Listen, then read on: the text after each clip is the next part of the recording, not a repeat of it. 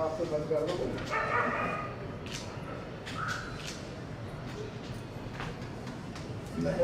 और अपन तो उस केस में आइडिया पॉइंट में आइडिया पॉइंट में अपने पास तो कुछ कारण सकता नहीं। हाँ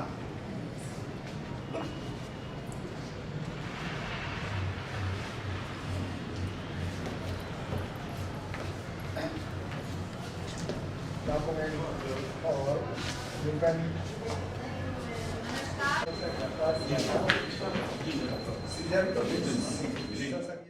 अभिनंदन। भोपाल रंग महोत्सव के 14वें 3 दिवसीय राष्ट्रीय हास्य नाट्य समारोह के इस मेला में आप सभी का अभिनंदन है, स्वागत है। भारत सरकार संस्कृति मंत्रालय नई दिल्ली के सहयोग से स्वर्गीय प्रभात गांगुली जी एवं पद्मश्री गुलवर्धन जी की स्मृति में नवनृत्य नाट्य संस्था भोपाल मध्य प्रदेश का ये विनम्र आयोजन है, जो कि 3 दिन यहाँ पर चलेगा, 7 से 9 फरवरी तक। इन दिनों में जो प्रस्तुति यहाँ पर होंगी, आज 7 फरवरी को भोला, कल 8 फरवरी को मैं भी माँ बन गया और 9 फरवरी को नारी परीक्षा। ये 3 यहाँ पर प्रस्तुतियां आपके समक्ष होंगी।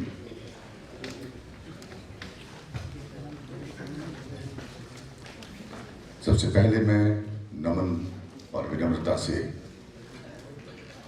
जिनका ये आयोजन जिनकी स्मृति में हो रहा है, दीप प्रज्वलन हमारे आज के अतिथि महोदय ने बाहर हर वर्ष की भांति दीप प्रज्वलन किया है और कुछ ही देर में मंच पर हमारे बीच होंगे। उससे पहले मैं स्मृतिपूर्वक उन्हें याद करता हूँ। स्वर्गीय प्रभात गांगुली जी एवं पद्मश्री गुलदी जी का नाम किसी पहचान के मोहताज नहीं। ये दोनों ऐसे व्यक्तित्व के धनी थे जिन्हें न केवल भारतवर्ष बल्कि संपूर्ण विश्व में भी श्रेष्ठ नृत्य निर्देशक के रूप में जाना जाता है। वे बहुत ही सरल और सहज थे। वे न केवल अपनी विधा में दक्ष थे बल्कि संपूर्ण कला जगत के जानकार एवं अध्येता थे। आज स्वर्गीय प्रभात गांगुली जी एवं पद्मश्री गुलदी हमारे बीच नहीं है, किंतु आज भी उनकी यादें, उनके साथ बिताए पल और उनसे सीखी चीजें हमारे मन में यथावत विराजमान है। हम उन्हें अश्रुपूरित श्रद्धांजलि एवं आदरांजलि अर्पित करते हैं। संस्था जो ये 3 दिवसीय आयोजन कर रही है, उसके बारे में भी मैं आपको थोड़ी सी जानकारी देना चाहूँगा। नवनृत्य नाट्य संस्था भोपाल लगभग पिछले 18 वर्षों से रंगकर्म के क्षेत्र में सक्रिय है एवं निरंतर कार्य करती आ रही है। संस्था द्वारा पूर्व में नाटक भूत, विश्वमेव जयते, प्रेम बूंद, भीमा नायक, मुकदमा, बरसाई, वाच, चिड़ियाघर, संस्कृति, स्वर्ग, राजा भोज, एकला चौधरी, सोते रहो, कृष्ण लीला, बेशर्म मेव जयते भाग 2, शक्ति, आज़ादी की अग्नि शिखाएं, त्रिलोक, मणिकर्णिका, बच्चों की पाठशाला, व्यंग कृति आदि नाट्य प्रस्तुतियों का मंचन किया गया है। संस्था द्वारा जो भी प्रस्तुति मंचित की गई वो आप सभी कला प्रेमियों द्वारा सराही गई है। इसी के साथ साथ संस्था पिछले 13 वर्षों से नाट्य समारोह का आयोजन भी करती आ रही है। अब तक पिछले 13 नाट्य समारोह में लगभग 70 नाट्य प्रस्तुति मंचित हो चुकी है। इसी श्रृंखला को निरंतर जारी रखते हुए संस्था इस वर्ष भी 14वीं बार नाट्य समारोह आयोजित करने जा रही है। पूर्व की भांति समारोह पूर्णतः हास्य पर ही केंद्रित है। संस्था आप सभी कला प्रेमियों का स्वागत एवं अभिनंदन करती है। आशा है आप सभी कला प्रेमी समारोह में होने वाली प्रत्येक प्रस्तुति को सराहेंगे एवं मनोरंजित भी होंगे।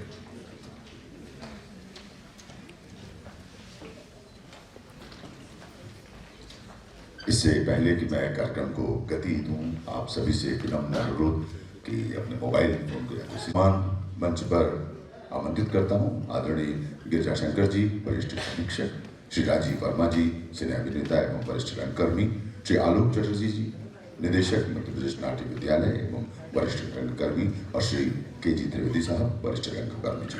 तरुण दत्त पांडे जी से निवेदन ससामान्य अतिथियों को मंच पर लाएं। सभी निवेदन ससम्मान मंच पर पधारें।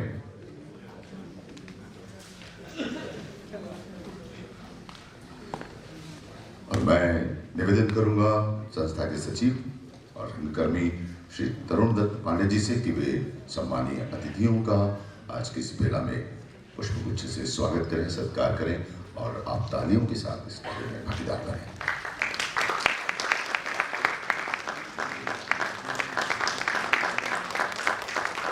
हमारा सौभाग्य है कि आज हमारे बीच वरिष्ठ रंगकर्मी मंच पर उपस्थित हैं और जिनका आशीर्वाद, मार्गदर्शन सभी हमेशा हम सभी को मिलता है। आलोक चटर्जी जी, निदेशक मध्य प्रदेश नाट्य विद्यालय, और जिनका मार्गदर्शन हमें मिलता रहा है श्री के.जी. त्रिवेदी जी, वरिष्ठ रंगकर्मी।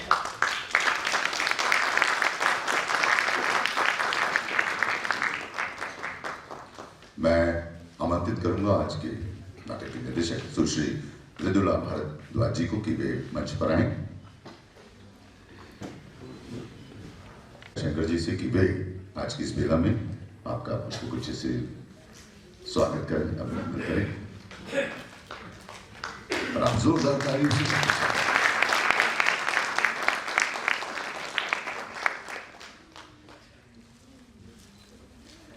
संस्था इस तरह से कार्य करती है और अपनी भावनाओं से आप सभी को पूर्ण करने के लिए स्वागत उद्बोधन के लिए मैं श्री तरुण दत्त पांडे जी से निवेदन करूंगा वे आए।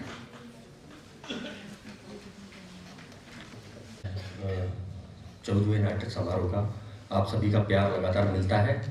कृतार्थ हूँ, आभारी हूँ बहुत। हालांकि स्वागत उद्बोधन है। आदरणीय गिरिजा शंकर जी पिता तुल्य हैं, बहुत ही सहज और सरल है। जब भी उनसे निवेदन करता हूँ या जो भी हमारे यहाँ साथ में साथी रंगकर्मी निवेदन करते हैं तो ज़रूर वहाँ पे शामिल होते हैं, आशीर्वाद देते हैं। बहुत आभारी हूँ। आदरणीय राजीव वर्मा जी दुखी है इस बात से कि इस वर्ष उनका कोई नाटक नहीं है। वो इसलिए कि अभी कुछ नया तैयार उस तरीके का जो इस फेस्टिवल का मूड है वो अभी नहीं किया है और कोशिश कर रहे हैं कि अगले साल वो करेंगे। इस तरीके से जुड़ना इतनी बड़ी शख्सियत का, हम जैसे छोटे हमारी संस्था, हम बहुत आभारी हैं राजीव वर्मा जी के कि वे एक बार निवेदन पे हमारा आमंत्रण स्वीकार करते हैं और हमें सदा आशीष देते रहते हैं। आदरणीय आलोक दादा, मैं जब से रंगकर्म कर रहा हूँ या जब भी मैंने शुरुआत की, अभी भी सीख रहा हूँ, प्रथम गुरु रहे हैं। और अब वो अतिशयोक्ति होगी ये कहना कि अब वो नाट्य विद्यालय में मेरे गुरु हैं, क्योंकि वो निदेशक हैं मध्य प्रदेश नाट्य विद्यालय के और मैं उनके अंतर्गत कार्य करता हूँ एज ए प्रोडक्शन मैनेजर। तो दोनों जगह मतलब उनका गुरुत्व मेरे ऊपर खत्म नहीं हो रहा है, वो लगातार जारी है। और मैं चाहता हूँ कि जब तक मैं इस दुनिया में रहूँ तब तक उनका आशीष बना रहे। बहुत आभारी हूँ आलोक दादा का। थैंक यू दादा। के.जी. सर की एक बात मुझे याद आई अभी। मैंने रंगकर्म की शुरुआत जब की थी तो सबसे पहले एक नृत्य नाटिका बनाई थी, भूत। एक भ्रम के रूप में कोशिश की थी उसको प्रस्तुत करने की। तो उस दौरान कोई वरिष्ठ राजनीतिज्ञ थे, जब मैंने हॉल बुक किया था भारत भवन तो उनकी मृत्यु हो गई थी, तो 3 दिन का शो हो गया था। अब ये सोचने वाली बात है कि कोई प्रथम स्टेप मतलब पहली सीढ़ी चल रहा है और उसको इस तरीके का, क्योंकि हॉल बंद कर दिया गया 3 बजे के बाद और कह दिया गया कि अब आपका शो नहीं हो पाएगा। तो ऑब्वियसली उस टाइम मुझे बहुत रोना आया। एकमात्र के.जी. सर थे जिन्होंने अपने गले से लगाया और उन्होंने कहा कि तू चिंता मत कर बेटा, भगवान ने जानबूझ के डेट बढ़ाई है और अच्छी तैयारी कर और आगे और अच्छा शो होगा। तो केजी सर का वो आशीर्वाद ऐसा लगा कि मैं रंगकर्म जब शुरू किया तो मैं ये सोचा नहीं था कि मैं कुछ कर पाऊंगा आगे, लेकिन लोगों ने मुझे भूत से पहचाना, क्योंकि लोगों ने मुझसे कहा कि तुम वही हो जो जिसने भूत किया था। तो वो उस टाइम मुझे केजी सर याद आते हैं कि उन्होंने जो ढांढस बंधाया था और जो सांत्वना दी थी, सर पे हाथ रखा था। बहुत आभारी हूँ, तालियां हो जाइए सभी के लिए।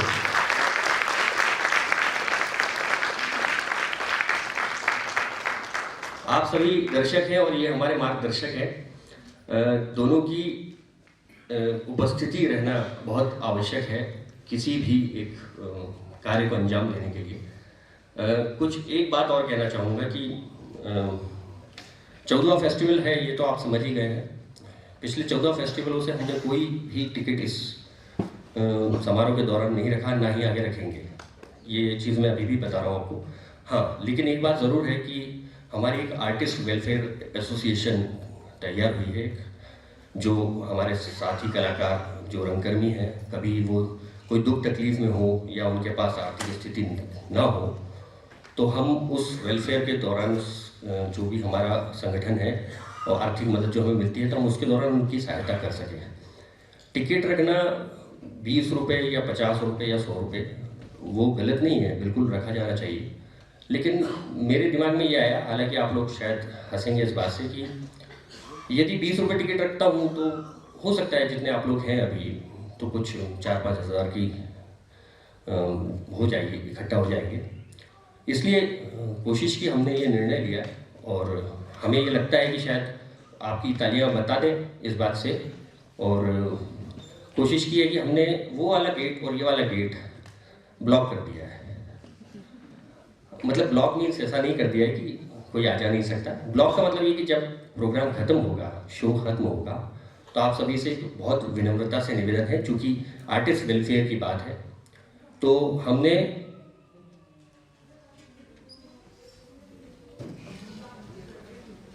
दो दान पात्र बनाए हैं, डोनेशन बॉक्स, जो पूरी तरीके से आर्टिस्ट वेलफेयर एसोसिएशन के लिए है। मुझे लगता है कि जब आप इतनी कठिन प्रस्तुतियां देखते हैं जो महीनों तैयार होती हैं और वो निःशुल्क है, तो मुझे ऐसा लगता है कि अगर आपको लगेगा कि इस तरह की प्रस्तुतियों में मेहनत हो रही है और इनको आवश्यक है कुछ अपनी तरफ से सहयोग देने की, तो सहयोग आप इस बॉक्स में या वहाँ जो एक बॉक्स रहेगा, कृपया आप अपने विवेक अनुसार, ये भी ज़रूरी नहीं कि आप डालें, ये भी ज़रूरी नहीं है, लेकिन अगर आपको लगता है जो भी आपकी श्रद्धाओं को मन हो वो आप इस बॉक्स में अपनी तरफ से दें, वो हम आर्टिस्ट वेलफेयर में रखेंगे और आगे चल के जिसकी भी ज़रूरत होगी, आवश्यकता होगी, हम उसको देंगे। तो आप ताली बजाइए इस बात पे और आप बताइए कि क्या कर पाएंगे। ज़बरदस्ती नहीं है, लेकिन आपको लगेगा ज़रूर शो देखने के बाद रोज़ की मेहनत होती है और आवश्यकता होती है आर्थिक स्थिति में। तो आप सभी से इतना ही कहना था, ज़्यादा बोल गया। स्वागत सभी का है, प्रभाता गुलदी का आशीर्वाद है और आप सभी का सहयोग निरंतर हर वर्ष मिलता रहता है। हम बहुत आभारी हैं, हम सभी दर्शकों का, सभी कला रसिकों का, कला रंगकर्मियों का और मार्गदर्शकों का स्वागत करते हैं, अभिनंदन करते हैं। बहुत बहुत धन्यवाद, नमस्कार। बहुत बहुत धन्यवाद तरुण भाई, भावुक उद्बोधन आपने स्वागत दिया है यहाँ पर। मैं हमारे मंच पर अतिथि बैठे हैं और उनके आशीर्वचन हम जरूर चाहेंगे जोरदार तालियों से। मैं सबसे पहले आमंत्रित करना चाहूँगा श्री के जी त्रिवेदी साहब को कि आएं और हमें आशीर्वचन दें।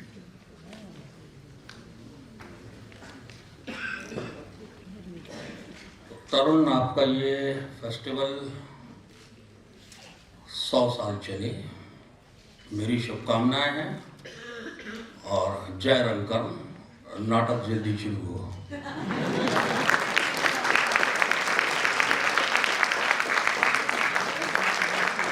जय रंगमंच, जय रंगकर्मी, जय नाट्य देवता।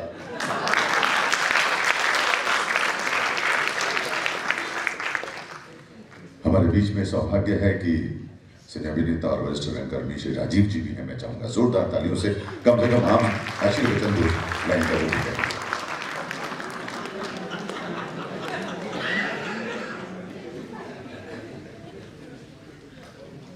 जय रंगकर्म और जय नाट्य दर्शक, ये तो मैं कहूँगा ही, लेकिन इसके अलावा एक चीज़ कहना चाहूँगा जो तरुण ने कही कि इसमें अगर इच्छा हो तो डालिएगा। मैं कहता हूं ये हर दर्शक का कर्तव्य है कि वो अपने बच्चों की कोशिश परिश्रम देखकर अपने आप इसमें अवश्य डाले। मैं ये सबसे गुजारिश करूंगा। 1973 से टिकट शुरू हुआ था भोपाल में, और उस वक्त 2 रुपए 5 रुपए टिकट हुआ करता था। बाबा कारंत जो हमारे गुरु है, आलोक जी के भी गुरु है और रंगकर्म के एक बहुत बड़ी हस्ती है हिंदुस्तान दुनिया की, उन्होंने शुरू कराया था ये, और उसको लगातार निरंतर और भी लोगों ने चलाया। बीच में क्यों गायब हो गया ये पता नहीं, लेकिन मैं आपसे सबसे अनुरोध नहीं बल्कि अनुरोध ही करूंगा कि आदेश भी दे सकता हूं मैं, क्योंकि मेरे को लगता है कि बहुत कम लोग गिरजा जी को छोड़ के सभी मेरे जूनियर ही होंगे, तो मैं आग्रह करता हूं कि इसमें अवश्य सहयोग राशि अवश्य अपनी तरफ से धरे। बहुत बहुत धन्यवाद। तरुण को इस समारोह के लिए बहुत बहुत बधाई। और मैं इस बार कुछ नया नहीं कर पाया हास्य नाटक के रूप में, लेकिन अगले वर्ष में हाजिर रहूंगा। 21 फरवरी को मेरा नाटक है दूसरा तेंदुलकर का, भीतरी दीवारें, रवींद्र भवन में। आप सबसे अनुरोध है कि वहां भी आएं और अवश्य आए। धन्यवाद।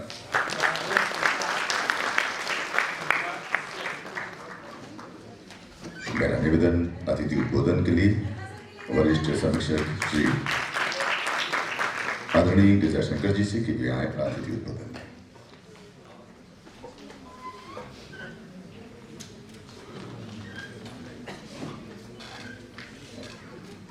सबसे पहले तरुण और उनकी पूरी टीम को बधाई। इतने सालों से पूरी निष्ठा के साथ ये आयोजन कर रहे हैं। जो शुरुआत बोलने की केजी ने और आलोक ने की थी, तो मैं सोच रहा था कि उससे और छोटा क्या हो सकता है, लेकिन थोड़ा सा जो है राजीव जी ने दिया कि नहीं, दो चार लाइन कुछ बोलना चाहिए। एक तो जो ये आर्टिस्ट वेलफेयर एसोसिएशन के लिए कुछ देने का अनुरोध जो किया जा रहा है, मुझे लगता है कि इस अनुरोध की जरूरत नहीं है। नाटक इतना अच्छा होगा कि आप लोगों को लगेगा कि बिना किसी अनुरोध के, बिना किसी आदेश के आपको इसमें सहयोग करना है। दूसरी बात जो टिकट की बात है, तो ये 10 रुपये, 20 रुपये, 50 रुपये नहीं, बल्कि 100 रुपये कम से कम नाटक की टिकट होनी चाहिए। और बिना इसके नाटक किसी भी नाट्य संस्था को नहीं करना चाहिए। आप उसमें दर्शकों के लिए एक विकल्प दे सकते हैं। आप टिकट लेकर आइए, नाटक देखिए, नाटक पसंद ना आए तो बताइए, पैसे वापस दे आइए। नाटक जल्दी शुरू करें। आप सबको बधाई और आप सब लोगों का आभार, क्योंकि दर्शकों के बिना रंगमंच नहीं है और आप इतनी बड़ी संख्या में आए। आप सबको बधाई और बहुत बहुत धन्यवाद। बहुत बहुत धन्यवाद। मैं सम्मानीय अतिथियों से निवेदन करूंगा यथास्थान ग्रहण करें और हम कुछ बोला।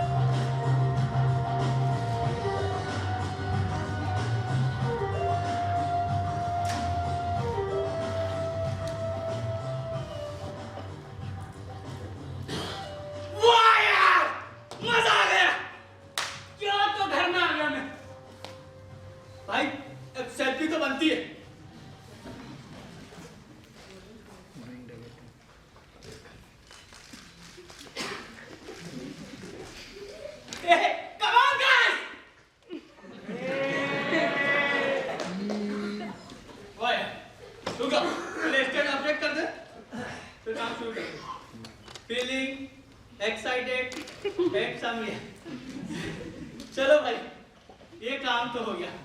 बताओ, सेल्फी खींचना कोई आसान बात नहीं है, लेकिन हाँ, लड़कियों का इसमें टैलेंट है भाई साहब।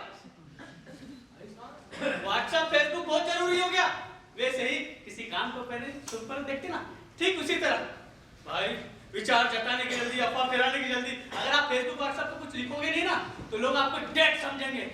इस काम को ना बात की तरह नजर गड़ा के रखना पड़ती है। आपसे पहले कोई भी किसी जानकारी को दुनिया वाले से शेयर ना करे।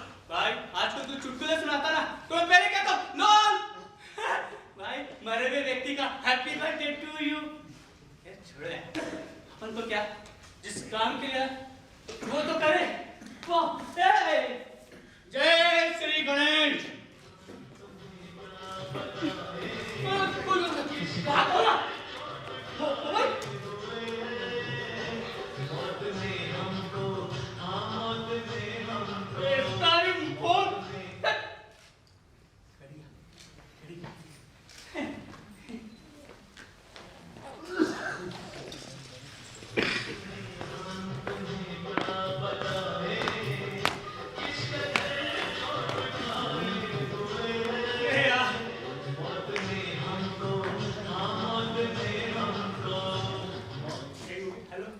हेलो तुमने ये फोन क्यों नहीं उठा रहे थे? तूने फोन क्यों किया? तुमने तो कहा था जब लगे तब कॉल कर। अच्छा तो तुम्हें लग गया। अरे मैं किस काम से यार अभी कुछ सुन लेता तो। ऐसे कैसे कोई सुन लेता? तुमने तो कहा था कि वहाँ कोई नहीं है। मेरी माँ गलती हो गई। अब बता फोन क्यों किया? कुछ नहीं बोला। मैं बोर हो रही थी। बोर हो रही थी? भाई साहब कोई भी हो रहे बोल कि मैं बोर हो रही थी तो समझो उसके पास कोई काम नहीं और होने के बाद भी नहीं करेगी। कुछ नहीं मैं गुलमर्ग की वादियों में घूम रहा हूँ, रसीले सेब को स्वाद बताऊं। क्या करने आया मैं? किस काम से आया? कि अगला इलेक्शन कौन लड़ेगा दिल्ली में उस पर चर्चा करूं तेरे साथ। तो मुझे भी पता है कि कौन लड़ेगा। तुम बेकार में क्यों भड़क रहे हो? क्योंकि मुझे काम करना है भाई। अच्छा काम करना है। फेसबुक पर स्टेटस अपडेट करने का पूरा वक्त है लेकिन मुझसे बात करने का वक्त नहीं है। यस बता ना कितने लाइक मिले? कहाँ से कोई लाइक मिलेंगे बोला? प्राइवेट तो कर रखा है। मेरे सिवा देखता कौन है तुम्हारा स्टेटस? भगवान कसम मुझे ये नहीं समझ में आता कि तुम अपडेट ही क्यों करते हो जब किसी को भी नहीं देखना होता है। क्यों नहीं कर रहे अपडेट? हाँ भाई हम भी सामाजिक प्राणी और समाज के लिए हमारा भी कोई दायित्व बनता है। सुन नहीं तो कल के बच्चे क्या बोलेंगे हमारे बाप ने आज तक फेसबुक व्हाट्सएप पे कुछ लिखा नहीं। दूसरों के सामने बाप बोलने में शर्माएंगे बच्चे। बाप चला रख वैसी समय की बहुत बर्बादी हो गई यार। क्या कहा? अब मैं समय की बर्बादी हो गई हूँ और एक मैं हूँ जो दिन रात तेरी चिंता में डूबी रहती हूँ। मुझे तुझे देखकर कहीं से नहीं लगता कि तू घुलनशील पदार्थ है। औरतें तो हमेशा ज्वलनशील पदार्थ होती है। मुझे समझ में आ गया तेरी ना मुझ में अब दिलचस्पी नहीं रही। अरे कौन पति है जिसकी हर समय अपनी बीवी में दिलचस्पी रहेगी? बस यही सुनना रह गया ना। अच्छा चल फोन रख। नहीं क्यों? पहले बताओ को क्या मैं तुम्हें सच में नहीं भाती हूँ? भगवान के लिए तुम्हें शांति से चोरी करने दे।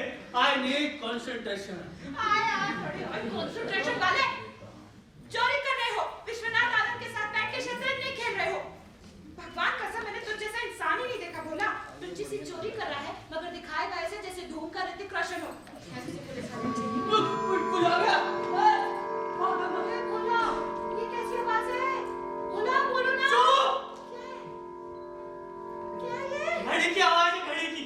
घड़ी की आवाज है? हाँ। आवाज से तो बहुत एंटिक लग रही है। काफी भारी होगी ना।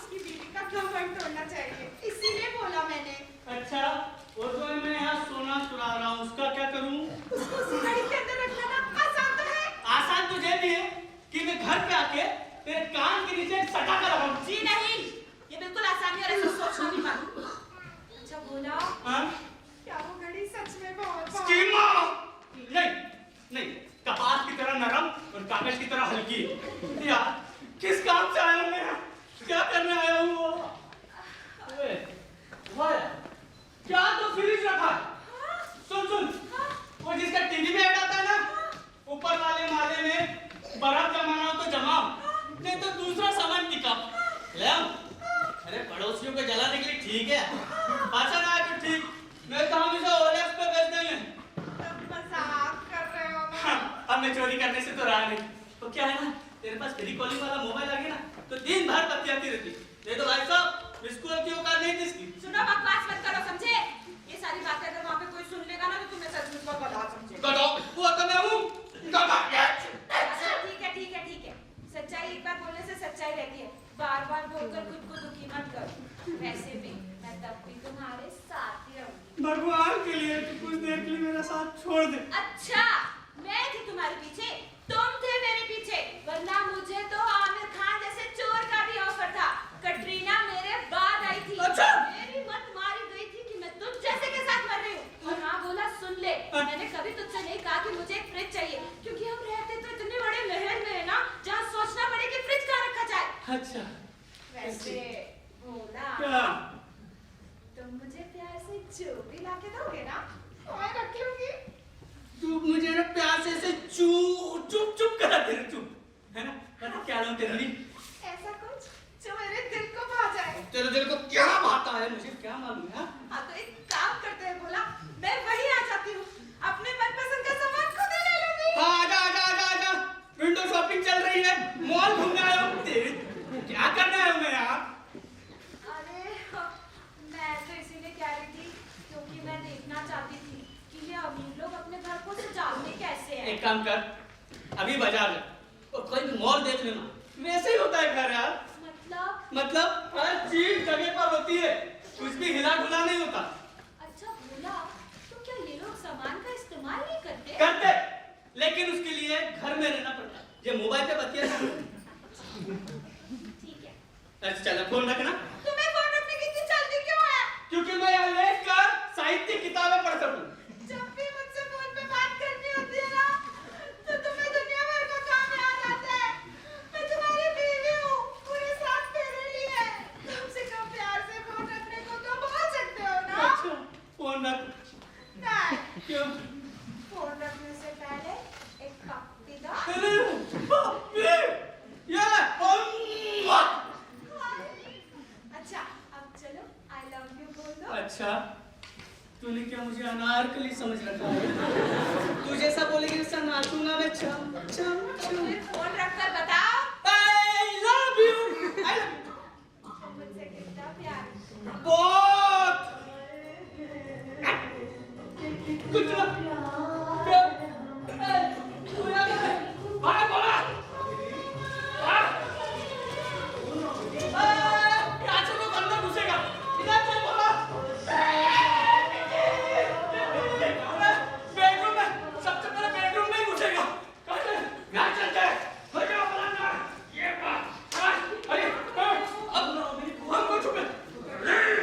चाचा आजा मेरे छतरी के नीचे।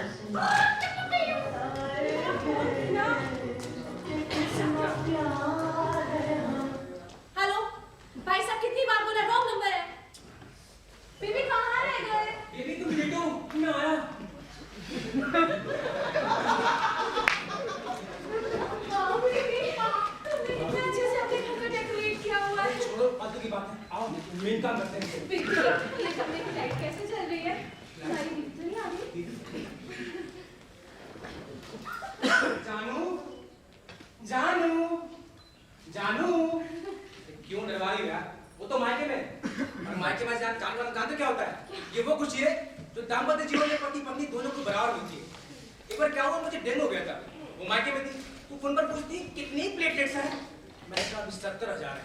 तो बोलती चल जब 15,000 तक पहुंचा तो बताना। अरे अगर सुबह फोन करके बोल देना कि बहन जी आपका घर लुट रहा है, तो पता क्या बोलेगी? भाई साहब लुटेरे से बात करवा दीजिए। क्या बोलेगी? मुझे उससे कुछ इंस्ट्रक्शन दे रहे हैं।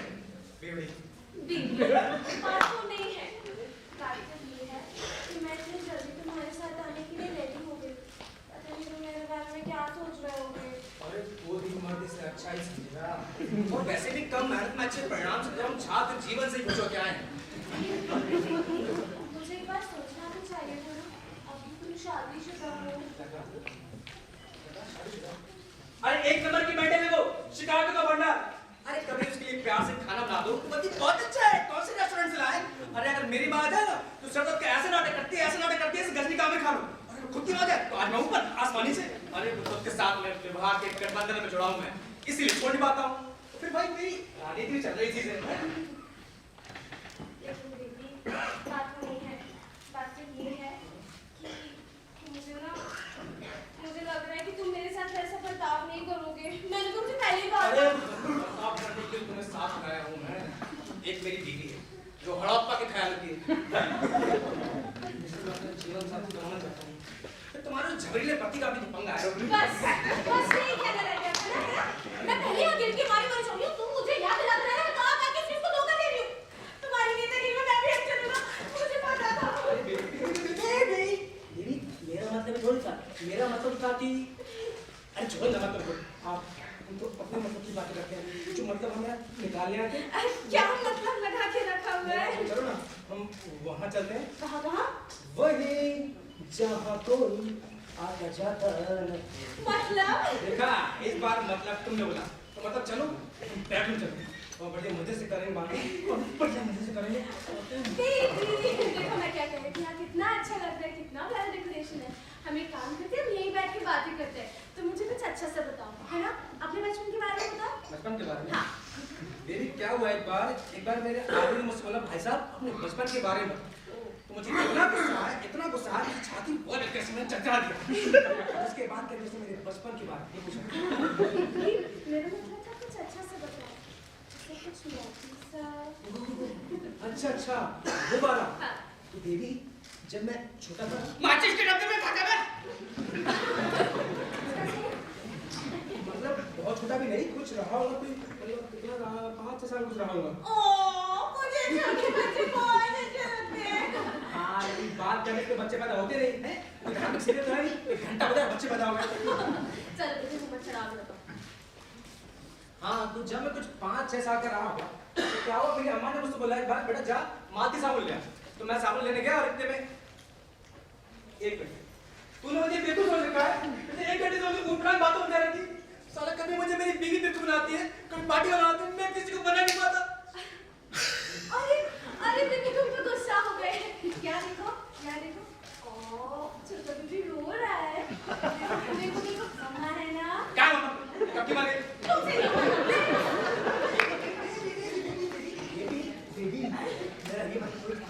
मेरा मतलब था कि आओ मोहब्बत करें, आ गले लग जाओ। तुम्हें बस गले लगाने की जल्दी पड़ी हुई है। नहीं बेबी गले लगाना तो शुरुआत है, जल्दी तुम्हें किसी और चीज की पड़ी है। मुझे पता था तुम ऐसे ही हो।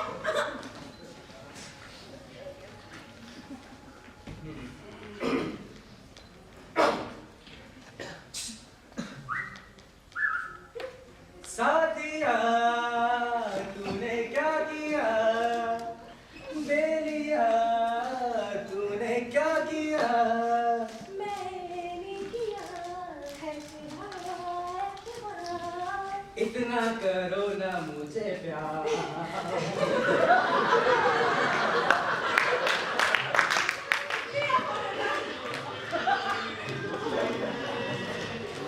यार तुम्हारा फोन भी हमेशा तुम्हारे तक गलत टाइम पर मस्त रहता है। पहली बात तो मेरा फोन मेरी तरह नहीं बजता और दूसरी बात गलत टाइम पे नहीं बजता। और तीसरी बात मेरा फोन नहीं बज रहा। पहली बात तुम औरतों को तो प्राप्त तय करनी नहीं आती। अबे तुम्हारा फोन था किसका था? छोड़ो बात, आओ बैठो चलो। बेबी देखना तो चाहिए था ना किसका फोन बज रहा है। छोड़ा ना बेबी, आओ बैठो चलो। बेबी तुम्हारे घर में किसी का फोन बज रहा है, तुम्हारा नहीं है मेरा नहीं है।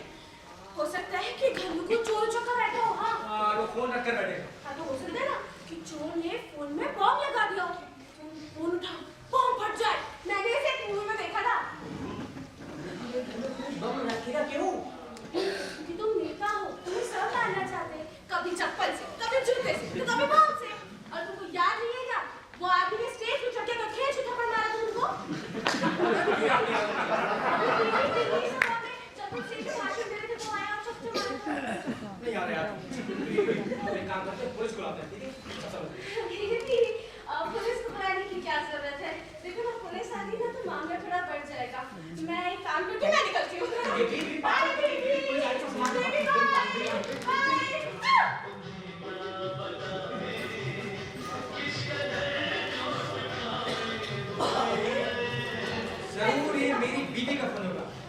एक बार कहा कि फोन चाहिए तो बता दे, इसी स्टैंडर्ड लेकर सब भिजवा दूंगा कि नहीं फोन नहीं लिया, खाने कहाँ पटक कर चली गई।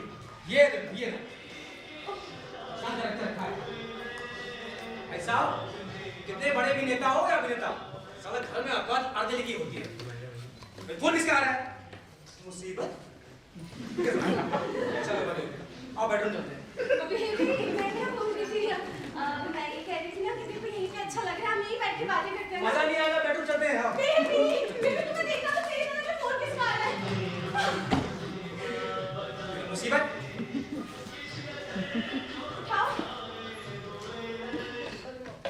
हेलो कौन बोल रहा है?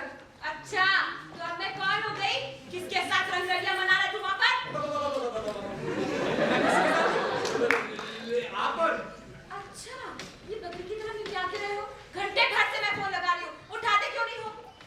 तुम्हारी आवाज को क्या हुआ है? देखना है कौन? अच्छा तो अब मैं आप हो गई। अब तुझे ये याद दिलाना पड़ेगा कि मैं तेरी बीवी हूँ।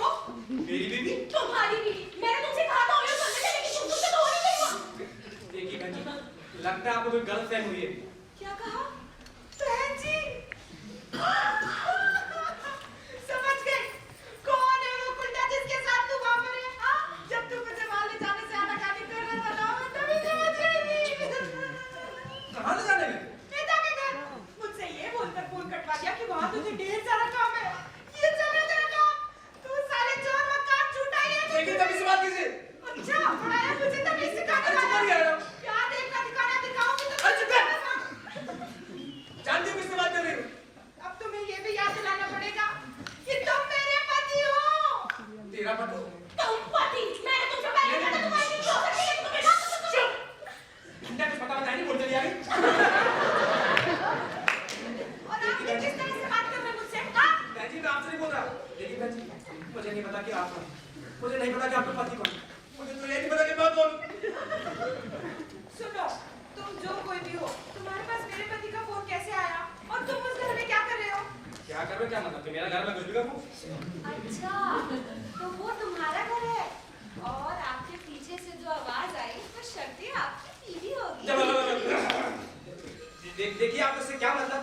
वो कोई भी हो? क्योंकि वो तुम्हारी बीवी नहीं है, मुझे सब पता है। देखो, इसे सब पता है, मैं तुमसे कहती हूँ कि तुम्हें फोन करूं। ये आप कैसे कर सकती है? क्योंकि तुम किसी और शहर में थे और तुम्हारी बीवी किसी और शहर में, लेकिन तुम अभी इस वक्त यहाँ हो, तो तुम एक ही वक्त पर एक शहर से दूसरे शहर कैसे आ जा सकते हो? हे भगवान। मैं भी तो यही कह रही हूँ, हे भगवान, अब क्या होगा मेरी? मैं तुमसे कह रही हूँ। चुप। अरे मैं क्यों चुप हो जाऊँ? अरे आप तो बहुत मेरा मतलब आपको कैसे पता है सब? मेरा पति कहीं नहीं जाता है, मुझे सारी बातें बता कर जाता है। वो कई दिनों से तुम्हारे हर हरकत पर नजर रखा हुआ था। क्यों? क्योंकि वो सही वक्त का इंतजार कर रहा था। सही वक्त का इंतजार?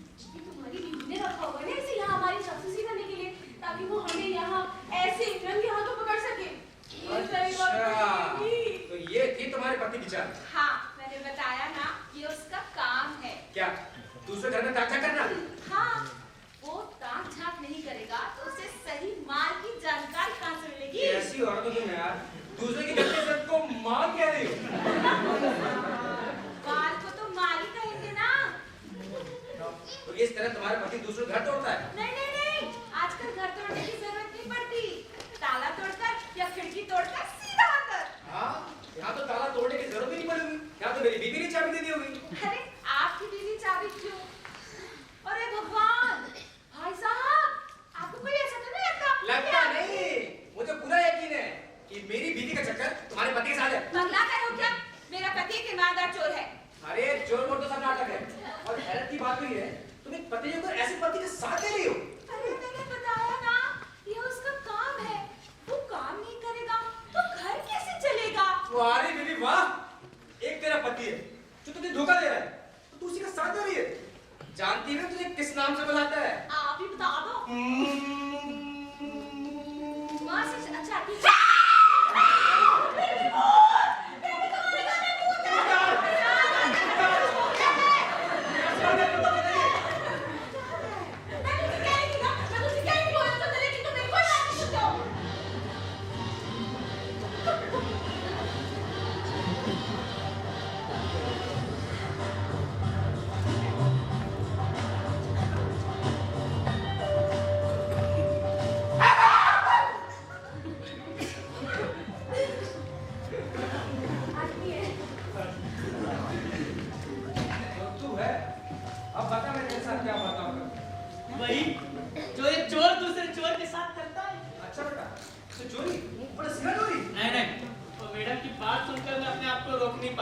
एक काम करते हैं, पुलिस को बुलवा लेते हैं। पुलिस? बेबी, बेबी आओ। देखो मैं ना ये कह रही थी कि पुलिस नहीं आ सकती। पुलिस आ गई तो बहुत गड़बड़ हो जाएगी। देखो मेरे पति को पता चल जाएगा, सबको पता चल जाएगा। मैं तो अपने अभी पड़ी थी।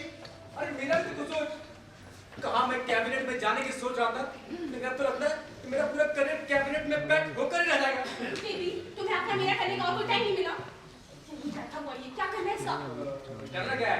और वैसे कैसे प्यार नहीं किया छोड़ देंगे रे? हम तो बस बच्चों के बारे में बात कर रहे थे। हाँ, मैं तो बस इतना ही कह रही थी ना कि मुझे छोटे बच्चे कितने अच्छे लगते हैं। भाई साहब कहाँ कुछ कर रहे थे? भाई साहब तो आपको बच्चा होने की प्रक्रिया समझा रहे थे। लेकिन क्या है ना, यहाँ पुलिस आएगी और आप दोनों को यहाँ देखेगी तो कुछ तो बातें होगी और बात होगी तो बड़े दूर तक जाएगी। धमकी दे रहे हो? नहीं भाई, धमकी से तो धमाका हो जाएगा। अरे काका तो पहले ही कह गए थे, कुछ तो लोग कहेंगे। तुम्हारे लोगों काका है? का कौन है क्या है? हमारे काका नहीं, जगत काका। ये कौन है? राजेश काका यार। ये कौन है? अरे चिंगारी कोई भड़के, उसे बुझाए कैसे? अच्छा, फायरमैन थे। नहीं, रूप तेरा मस्ताना, भूल कोई हमसे ना हो जाए। हिंदी फिल्म के सुपरस्टार। अरे चुप कर यार, ये हमारे फटके पनारा हो गई है।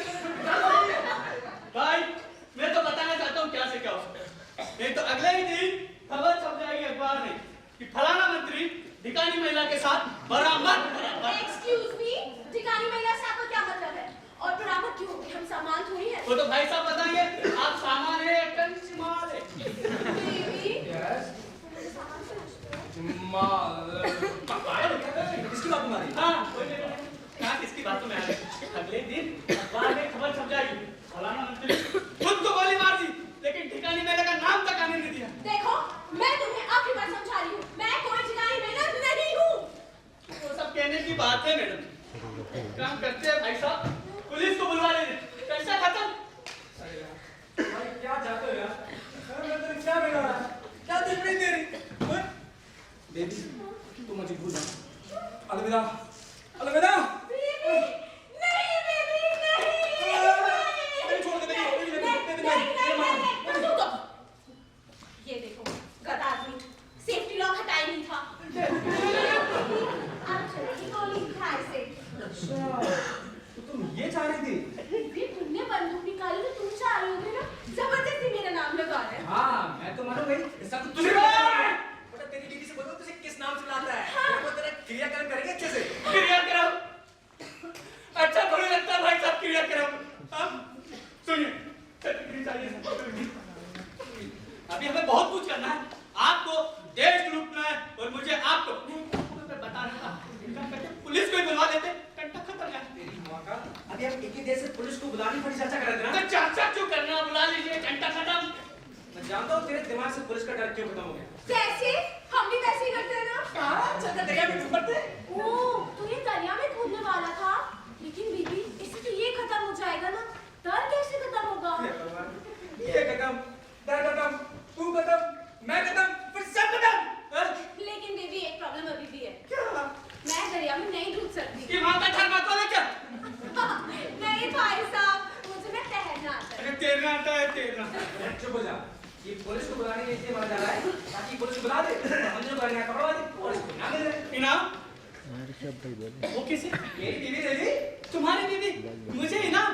नहीं नहीं, मैं एक ईमानदार चोर हूँ और मेरी कहीं ब्रांच भी नहीं, और मैं नकलचियों से सावधान रहूँ। देखो तो जरा इस आदमी को झूठ पे झूठ बोले जा रहा है कि कुछ तो शर्म कर ले। कल के दिन जाके भगवान को मुंह दिखाना है, नहीं दिखाना है। वो तो तुम्हें भी दिखाना है कि यही छोड़ जाओगे।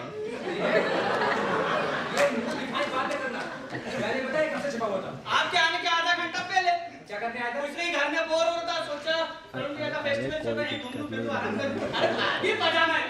हाँ? अपनी बहन की शादी आ रहे नहीं लॉजिक है यार। हैं? अपनी बहन की शादी कोई दिक्कत नहीं अरे यार, नहीं, कोई भी हो रहा है, नहीं। अपने ही घर में किसी गैर मर्द से कैसे भेज देंगे यार? लेकिन बेबी, जा।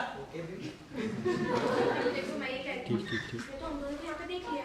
उसका क्या? अब तो किसी के भी सामने जाके उठता फिरेगा ना? ओ मैडम, जी बिल्कुल ये होगा कि नहीं कर? व्हाट्सएप मेरा डाइजेशन एकदम बढ़िया। हाय साहब, हाँ, डाइजेशन तो- खराब हाँ। होता है ना, टाइम नहीं लगता। बेबी, तुम मेरी बात सुनो, इसे गोली मारो और अरे चल नहीं, नहीं, नहीं, जाओ। नहीं, ओ, चला दे, चला दे।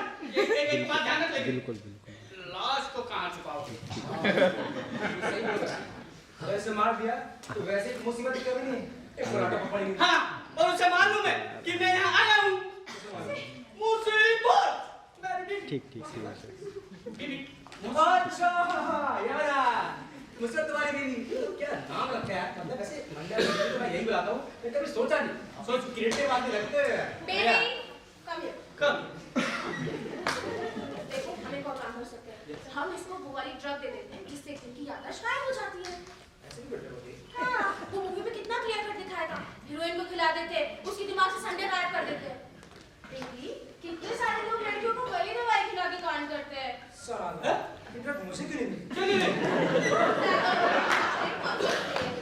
ऐसी दवाई को बैन कर देना चाहिए। बेबी तुम पार्लियामेंट में सवाल उठाओ ना।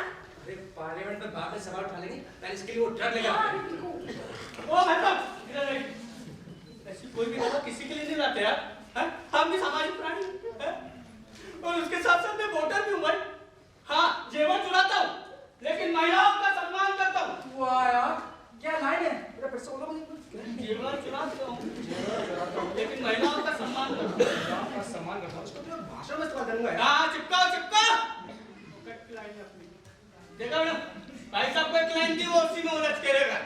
आप तो इतने सुंदर हैं, तो कुछ अच्छा दिमाग लगाओ ना। ये क्या लसड़ पसड़ मचा रही है? आपको मैं सुंदर लगती अरे हूँ। वो तो हो ही यार। इन्हें तो लगता है ना मेरे पास शक्ल है ना अकल। वो बड़ी मछाड़ के पास क्या कितना उलझ गया?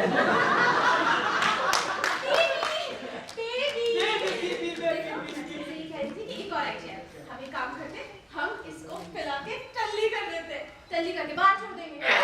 फिर ये किसी के सामने कुछ भी बोलेगा तो इसकी बात पे कौन विश्वास करेगा? अरे वाह बेबी तुम शक्ल से मूड लगते हो लेकिन थोड़ा बहुत दिमाग चला लेती हो मतलब है पिलो, पिलो, तुम कर दो नशे में। वाह यार वाह, पिलो।